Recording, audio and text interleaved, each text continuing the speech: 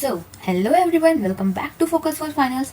आज हम डिस्कस करने वाले हैं यूनिट 2 पोएम्स के 5 मार्क्स क्वेश्चन एंड आंसर्स। ये वीडियो स्पेशली बनाया गया है उन स्टूडेंट्स के लिए जो अपने एग्जाम्स के लिए कंसाइज और इजी एक्सप्लेनेशन चाहते हैं।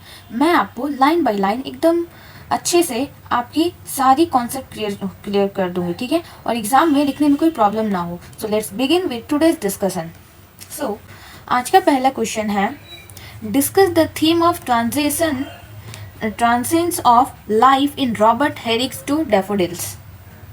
So, the answer is Robert Herrick's To Daffodils is a short but meaningful poem that beautifully presents the idea of the transience of life. The poet addresses the daffodil flowers are compared their short-lived existence to human life. Just like daffodils bloom for a very brief period and wither away quickly, human life too is temporary and fragile. Okay, so Herrick एक 17th century poet थे और उन्होंने daffodil फूलों के through एक life lesson दिया है। Poem छोटी है लेकिन उसका मतलब बहुत गहरा है, ठीक है। यानी जैसे डेफोडिल थोड़ी देर के लिए खिलते हैं और फिर मुरझा जाते हैं, वैसे ही इंसान की जिंदगी भी छोटी और टेम्पोररी है। और ऐसा कि एक symbol of beauty but also short life span. Okay, इंसान भी सुंदर ड्रीम्स लेके आता है पर एक दिन चला जाता है। ओके, नेक्स्ट पैरा है, the central theme of the poem is the fleeting nature of time. Herrick expresses sorrow that daffodils do not last long enough to enjoy the fullness of spring. This becomes a metaphor for human beings who cannot enjoy the fullness of life because of the certainty of death. The imagery of "we have a short spring" directly equates human life to the flowers. Okay. तो सबसे powerful force है, कोई रोक नहीं सकता, ठीक है। Herrick हमेशा अपने रीडर्स को टाइम का वैल्यू समझाते हैं। मतलब स्प्रिंग यूथ का पूरा मजा डेफोडिल्स को नहीं मिलता, वैसे ही इंसान अपनी पूरी लाइफ एंजॉय नहीं कर पाता डेथ के वजह से, ठीक है।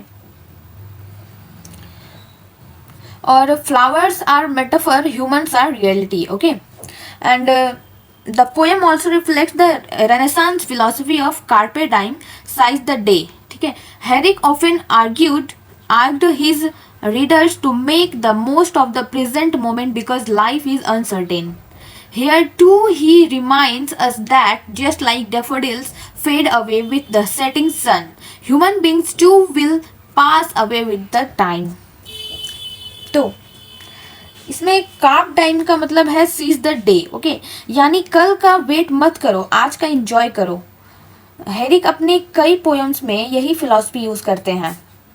इसको एक इमेजरी एग्जांपल के रूप में है, जैसे कि डेफोडिल का मुरझाना यानी कि सनसेट और ह्यूमन डेथ यानी कि लाइफ का sunset. Okay, so through simple language and natural imagery, the poem connects the life cycle of flowers with the mortality of mankind. The message is universal. Life is short and one must value time before it slips away. Thus, To Daffodils is not only about flowers but also a meditation on the brevity of life. It teaches the readers to reflect on the inevitability of death and the importance of cherishing every moment. So, इसमें है कि एक reminder है कि life short है, इसलिए हमें हर पल को वैल्यू करना चाहिए, ठीक है। अब आते हैं नेक्स्ट क्वेश्चन पे। How does Andrew Marvel portray nature in his poem the garden? So Andrew Marvel's The Garden is one of the finest examples of metaphysical poetry, where the poet presents the idea of nature as a place of peace, retreat, and spiritual harmony. Unlike the busy, materialistic world, the garden becomes a symbol of silence, purity, and contemplation. तो marvel एक metaphysical poet था जो abstract ideas को concrete imagery के through explain करते थे। मतलब garden सिर्फ एक जगह नहीं बल्कि एक सेंचुरी है जहां इंसान को असली सुकून मिलता है।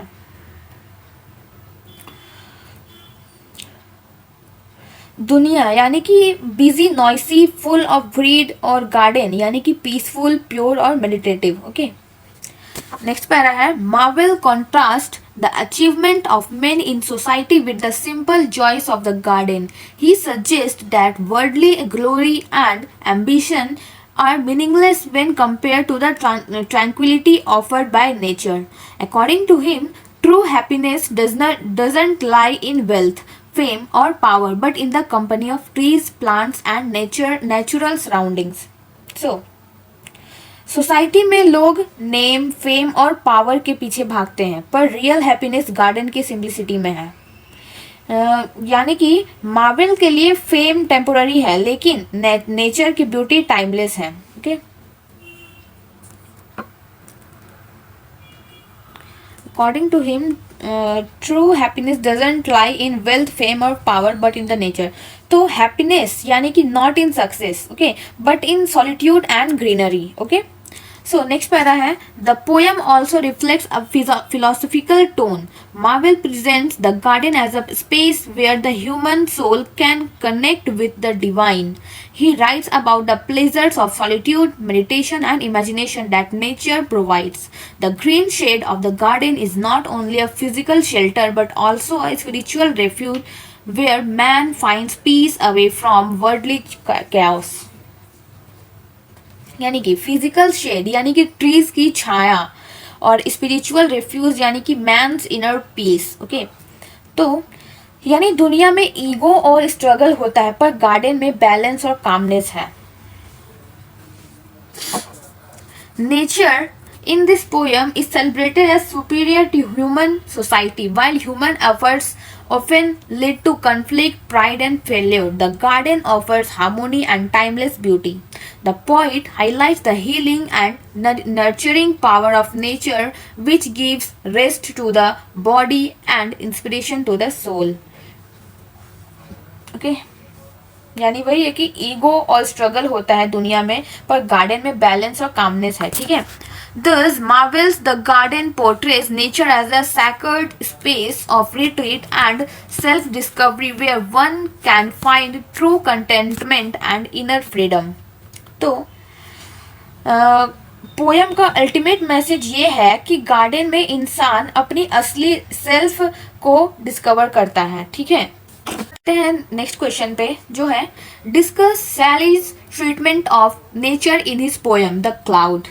So, P.B. Shelley's The Cloud is one of the most celebrated romantic poems, where he personifies the cloud as a living, eternal spirit of nature.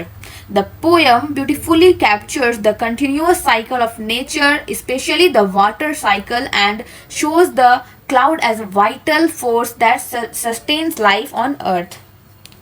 तो शैली एक रोमांटिक पोइट थे जो नेचर को एक लिविंग स्पिरिट के रूप में देखते थे. ठीक है, ये पोयम क्लाउड के थ्रू उनका नेचर और फिलॉसफी दिखाता है. मतलब क्लाउड को इंसान के जैसे क्वालिटीज दी गई है, वो अपने आप बोलता है, चल फिर सकता है और इमॉर्टल यानी कि अमर है. ठीक है,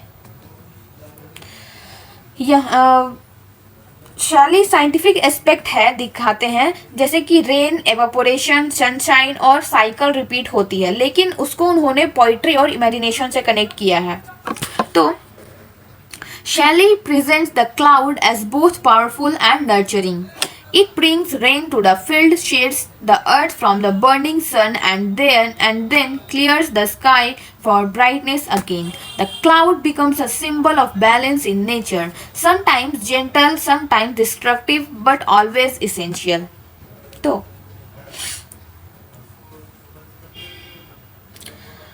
क्लाउड अर्थ को रेन देता है यानी कि नर्चरिंग करता है, और कभी थंडर स्टॉर्म और लाइटनिंग लाता है यानी कि पावरफुल. ओके, नेचर का डुअल रोल दिखाया गया है इसमें. ठीक है, यानी नेचर कभी हार्श होता है, कभी जेंटल, पर दोनों नेसेसरी है. क्लाउड दोनों का को बैलेंस रखता है. Okay, One of the remarkable features of the poem is Shelley's use of personification. The cloud speaks in the first person and describes its own movements. This technique makes nature appear alive and conscious, as if it has its own spirit and will. The cloud is shown as playful, free, and immortal. It may vanish in one form, but it returns in another, symbolizing the eternal cycle of transformation. Okay, तो जैसे कि example देते हैं, जैसे कि cloud vanish होता है जब पानी बरस जाता है, ठीक है। जब पानी बरस जाता है तो वो क्लाउड जो है वैनिश हो जाता है, ठीक है। लेकिन वापस आता है एवोपरेशन के थ्रू, यानी वो इमॉर्टल है, सिर्फ फॉर्म चेंज करता है, ठीक है। तो रोमांटिक पोइट्स के लिए नेचर एक लिविंग पावर थी। शैली के लिए क्लाउड एक स्पिरिचुअल सिंबल है जो फिजिकल और एटर्नल दोनों वर्ल्ड्स को कनेक्ट करता है। मतलब कुछ भी नेचर में डिस्ट्रॉय नहीं होता, बस एक नई फॉर्म ले लेता है, ठीक है। ये शैली के ऑप्टिमिज्म को शो करता है। Okay, the poem also highlight Shelley's romantic philosophy. For him, nature is not just an object but a living force that connects the physical or spiritual worlds. Okay, the cloud symbolizes regeneration, reminding us that nothing in nature ever truly dies. It only changes its forms. ठीक है, तो nature जो है वो कभी भी खत्म नहीं होने वाला, बस वो हमेशा चेंज होते रहता है, ठीक है। Through rich imagery of rain, storm, lightning, and sunshine, natural world, the cloud becomes a metaphor for renewal and continuity, emphasizing that nature, through changing in appearance, is everlasting in essence. ठीक है? Thus, the cloud is not only a scientific reflection of the water cycle but also a poetic meditation on immortality, change, and the eternal spirit of nature. तो poem सिर्फ एक science मतलब कि science discussion नहीं है, ये एक philosophical message भी देता है कि नेचर एटर्नल है और इंसान उससे सीखता है, ठीक है। अब आते हैं नेक्स्ट क्वेश्चन पे, जो है discuss John Keats presentation of nature in ode to autumn. Okay, तो John Keats ode to autumn is one of the finest examples of romantic poetry where nature is celebrated in its fullness and maturity. Unlike other poems that focus on spring or summer, Keats chooses autumn, a season often linked with decline, and presents it as a time of beauty, richness, and fulfillment.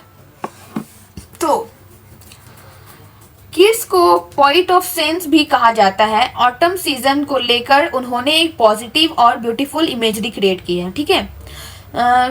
Usually poets spring को youth और freshness के लिए choose करते हैं, लेकिन kids autumn को maturity और completion के सिंबल के रूप में दिखाते हैं, ठीक है। ये लाइन ही ऑटम का एटमॉस्फेयर सेट करती है। धुन, जैसे कि ये लाइन जो है आप लोग का, the poem opens with the famous line season of mist and mellow fruitfulness. Okay, तो ये जो है ये लाइन ही ऑटम का एटमॉस्फेयर सेट करती है, धुंध और पक्के हुए फ्रूट्स का सीजन। ओके, तो this sets the tone of autumn as a season of abundance. Keats highlights the ripening of fruits, the blooming of late flowers, and the harvest of crops. Nature is shown as a giver, nurturing and completing the cycle of growth. Next para है, Keats also personifies autumn as a figure, sometimes a reaper setting carelessly, sometimes a gleaner clearing crops, and sometimes a watcher of the cider press. These personifications give autumn human qualities, making it feel alive and close to human life. तो मतलब autumn ने एक giver है जो cycle of life को compare करता है। जैसे कि कीट्स ने ऑटम को इंसान की तरह पोर्ट्रे किया है, ठीक है। कभी फसल काटने वाला, कभी फसल उठाने वाला, या फिर कभी जूस निकालते हुए देखने वाला, ठीक है। The imagery of the poem is highly census. Keats appeals to sight, smell, touch, and sound. The golden sunset, the buzzing of bees, the smell of ripe fruit, and the songs of crickets and swallows. Through these, he captures the completeness of autumn's atmosphere.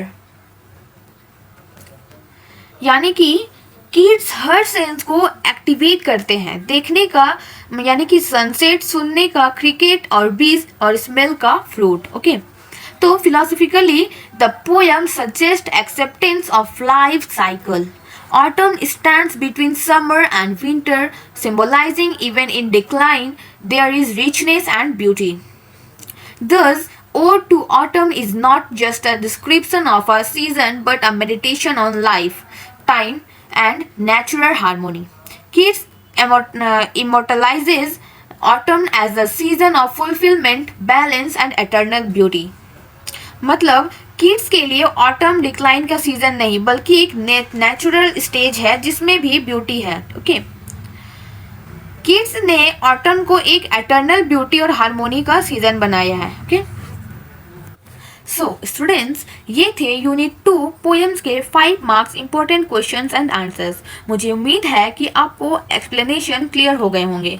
अगर आपको video helpful लगी हो तो like, share और subscribe जरूर करना focus for finals को। और हाँ, अपना फीडबैक कमेंट में लिखना ना भूलें ताकि मैं और भी टारगेटेड कंटेंट ला पाऊँ आपके एग्जाम्स के लिए। All the best of your preparation, stay focused, stay consistent.